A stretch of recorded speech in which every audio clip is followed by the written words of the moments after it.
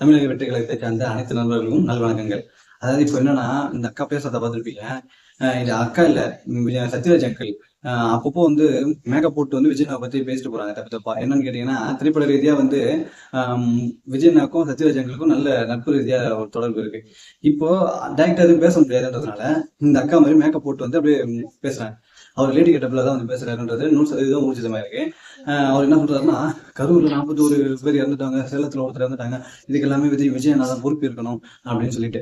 நான் என்ன கேட்கிறேன், மரக்கணத்துல கள்ளச்சாராயம் எங்கேயாச்சும் இறந்தப்போ அந்த அங்கிள் வரல, கள்ளச்சாராயம் இந்த கள்ளக்குறிச்சியில கள்ளச்சாராயம் காய்ச்சும் போது இந்த அக்கா வரல, நிறைய விஷயங்களுக்கு வந்து அவங்க யாரும் வரவே இல்லை. அது அந்த பாலியல் வன்கொடுமை நடக்கும்போது பாத்தீங்கன்னா அவங்கள ஜாமீன்ல விட்டாங்க.